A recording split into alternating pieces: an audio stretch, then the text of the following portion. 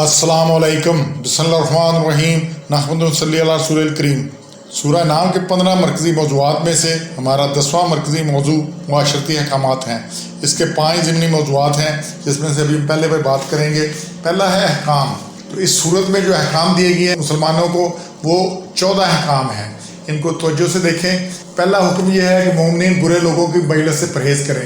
बुराई का असर होकर रहता है जब बैठेंगे, इसलिए अगर किसी धुएं वाली जगह में बैठेंगे तो धुआं लगना ही लग रहा है। कहीं ऐसी जगह से जहाँ पे धूल उड़ रही है, मिट्टी उड़ रही है, तो मिट्टी पड़नी है। इसलिए जहाँ पे खराबी है, कोलों की दुकान पे बैठेंगे तो कपड़े काले होने ही हैं।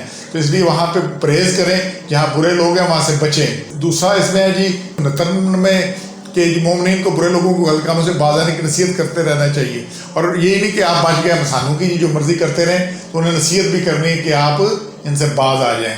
अपने आप को नहीं बचाना। साबित सब का हम पढ़े हैं और इसमें पहले भी आया है कि ये साबित सब के मसला क्या है, इसी वजह से कि वो किसी को रोकते नहीं थे, जो नहीं रोकते थे वो भी अजाब से मारे गए।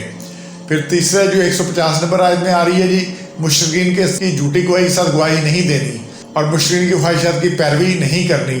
और फिर फजूल खर्ची मत करो, ऐसे लोग अल्लाह को पसंद नहीं। 141 में तो जो अल्लाह को नापसंद है वो जन्नत में नहीं जाएगा, क्योंकि ये नहीं है कि अल्लाह नापसंद हो को जन्नत, हमें जो नापसंद हो हमें घर में आने देते उसे। तो जो हमें अल्लाह को पसंद नहीं है अल्लाह उसे जन्नत में नहीं आने देगा।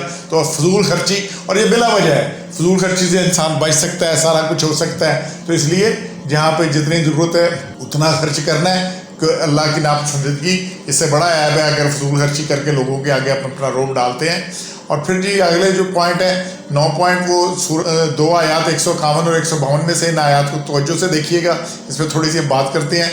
151 में जो पॉइंट आ रहे हैं जी, शिरक से कत्ल मना है, वालिदैन से नेक सलूक करने का हुक्म है, कत्ल औलाद से अल्लाह ने मना किया है, और बेहयाई के करीब भी नहीं फटकना, और नाहक कत्ल इंसानी से अल्लाह ने मना किया है। ये जो 5 पॉइंट आए हैं जी, इसमें आयत नंबर 151 में से शिरक हराम है और शिरक अल्लाह का हक है। ये जो हमारा है कि अल्लाह के हुक्म माफ़ हो जाएंगे, शिरक माफ़ नहीं होना। शिरक ना फिर अल्लाह की ज़ात में करना है, ना सफ़ात में करना है, ना इबादत में करना है। सफ़ात में हम जी फलाना कुछ कर लेता है, और इबादत में जी नज़र न्याज सदका खैरात किसी को सजदा, ये किसी किस्म का नहीं करना। और दूसरी बात जो इसमें जी वालिदैन से बेहतर सलूक करना है, उसका बनी इस्राइल की आयत 23 में भी हुक्म आया, और लुकमान सूरह लुकमान की आयत 14 में आया। तो वालिदैन की नाफरमानी गुनाह कबीरा है। फिर तीसरी बात है जी मुखलिसी के डर से कत्ल औलाद पर अल्लाह पर अदम तवक्कुल है और अदम एतमाद की दलील है, और इसकी सिफत रज़ाकियत पर बराह रास्त हमला है, और ये गुनाह कबीरा है। तो कत्ल औलाद के लिए तरीके इख्तियार करना ये सारी खराबी है, और बेहिजाबी और बदकारी इसी कत्ल शुरू होती है और इसी से खराबी होती है। और तहजीब ये जो है ना बेपर्दगी और ये सारी चीज़ें इकट्ठी हो जाती हैं, और अयाशी और फाशी और सारा कुछ होता है, और इसे तहजीब और तरक्की की लामत समझता है। जो जितना बेपर्दा है वो उतना ज़्यादा महज़ब है। किस कहाँ का महज़ब होना है? शैतान ने सबसे पहले कपड़े ही उतरवाए थे, तो जिसके जितने कपड़े उतर गए उतना शैतान के करीब है और शैतान का अलाकार है। तो ये सारी चीज़ें, और ऐसे वसाइल भी इख्तियार नहीं करने जो बेहयाई के करीब ले जाएँ। इसमें 9 नंबर पॉइंट है कि उसके करीब भी नहीं फटना। तो बेहिजाबी में गैर मुहर्रम औरत की तरफ देखना, तमाशबीनी, सैनमा, केबल डिश, ये सारी चीज़ें और ये इस ज़िमन में आती हैं, इससे बचना है अपनी तरफ इंशाल्लाह। फिर जी दूसरी जो आ रहा है इसमें चीज़ वो आ रही है जी कि 152 आयत में कि यतीम के माल की मुकम्मल हिफाजत करो जवान होने तक। अल्लाह कहता है डरो इस बात से कि कल आपके बच्चे भी यतीम हो सकते हैं, फिर उनके साथ भी ये कुछ पेश आ सकता है। माप तोल लेना देना इंसाफ के साथ करो, अपनी दफ़ा कोई लेना देना कुछ ये कत्ल नहीं करना, पूरा करना है। और हर एक से मुतल्लक ख्वाह रिश्तेदार हो, बल्कि सूरह निसा में अपना मामला हो, वालिदैन का मामला हो, तब इंसाफ की बात करो। ये कत्ल नहीं करना कि ना इंसाफ़ी करो।